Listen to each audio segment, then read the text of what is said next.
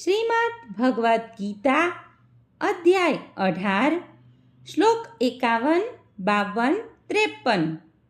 શ્લોક 51. બુદ્ધયા વિશુદ્ધયા યુક્તઃ ધૃત્યા આત્માનં નિયમ્ય ચ શબ્દ આદીન વિષયાન ત્યક્ત્વા રાગદ્વેષૌ વ્યુદસ્ય ચ. શ્લોક 52. વિવિક્ત સેવી લઘુયાશી યત્વાક કાય માનસઃ ધ્યાન યોગ પરઃ નિત્યમ વૈરાગ્યમ સમુપાશ્રિતઃ. શ્લોક 53.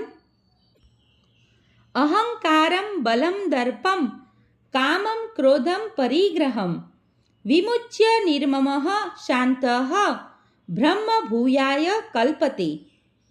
અનુવાદ: પોતાની બુદ્ધિથી શુદ્ધ થઈને તથા ધૈર્યપૂર્વક મનને સંયમમાં રાખીને ઇન્દ્રિય તૃપ્તિના વિષયોનો ત્યાગ કરીને રાગ તથા દ્વેષથી મુક્ત થઈને જે મનુષ્ય એકાંત સ્થાનમાં નિવાસ કરે છે, જે અલ્પાહારી છે, જે પોતાના મન, શરીર અને વાણીને વશમાં રાખે છે, સદા સમાધિમાં રહે છે, સંપૂર્ણપણે વિરક્ત છે, મિથ્યા અહંકાર, મિથ્યા શક્તિ, મિથ્યા ગર્વ, કામ, ક્રોધ તથા ભૌતિક વસ્તુઓના સંગ્રહથી મુક્ત છે, જે મિથ્યા સ્વામિત્વના ભાવથી રહિત અને શાંત છે, જે આત્મ સાક્ષાત્કારના પદને પામી શકે છે, અને આવો વ્યક્તિ આત્મ સાક્ષાત્કાર થઈ શકે છે એમાં સંદેહ નથી.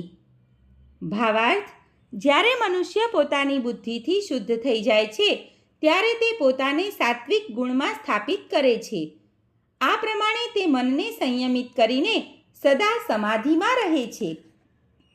તેને ઇન્દ્રિય તૃપ્તિના વિષયોમાં આસક્તિ રહેતી નથી અને તે પોતાના કાર્યોમાં રાગ તથા દ્વેષથી રહિત હોય છે. આવો વિરક્ત પુરુષ સ્વભાવે કરીને એકાંત સ્થાનમાં રહેવાનું પસંદ કરે છે. જરૂરિયાતથી વધારે ખાતો નથી અને પોતાના શરીર તથા મનની પ્રવૃત્તિઓ પર નિયંત્રણ રાખે છે. તે મિથ્યા અહંકારથી રહિત હોય છે, કારણ કે તે શરીરમાં આત્મભાવ રાખતો નથી. તે ઘણી દુન્યવી વસ્તુઓ સ્વીકારીને શરીરને હૃષ્ટપુષ્ટ તથા બળવાન બનાવવાની ઈચ્છા કરતો નથી. તે દેહાત્મ ભાવથી રહિત હોવાથી મિથ્યા ગર્વ કરતો નથી. ભગવત કૃપાથી તેને જેટલું પ્રાપ્ત થઈ જાય છે તેટલાથી જ સંતુષ્ટ રહે છે અને ઇન્દ્રિય તૃપ્તિ ન થવાથી ક્યારેય ક્રુદ્ધ થતો નથી અને ઇન્દ્રિય વિષયોની પ્રાપ્તિ માટે પ્રયાસ પણ કરતો નથી. એ રીતે જ્યારે તે મિથ્યા અહંકારથી રહિત થઈ જાય છે ત્યારે તે સર્વ દુન્યવી વસ્તુઓથી મુક્ત થઈ જાય છે. એ જ બ્રહ્મના આત્મ સાક્ષાત્કારની અવસ્થા છે. તે બ્રહ્મભૂત અવસ્થા કહેવાય છે.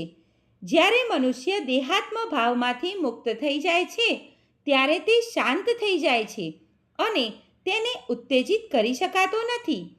આ વિશે ભગવદ્ ગીતામાં નીચે પ્રમાણે વર્ણન થયું છે. આપૂર્યમાણમ અચલ પ્રતિષ્ઠમ સમુદ્રમાપઃ પ્રવિશન્તિ યદ્વત તદ્રુત કામાય પ્રવિશન્તિ સર્વે સ શાંતિમ આપનોતિ ન કામકામી. જેવી રીતે સમુદ્રમાં નદીઓ નિરંતર પ્રવેશ કરતી રહે છે છતાં સમુદ્ર હંમેશા સ્થિર રહે છે, તેમ વાસનાઓના અવિરત પ્રવાહથી વિચલિત નહીં થનાર મનુષ્ય જ શાંતિ પ્રાપ્ત કરી શકે છે. પરંતુ આવી ઈચ્છાઓને સંતુષ્ટ કરવા મથતો મનુષ્ય શાંતિ પ્રાપ્ત કરી શકતો નથી. સર્વે મિત્રોને દીપ્તિ જોશીના જય શ્રી કૃષ્ણ.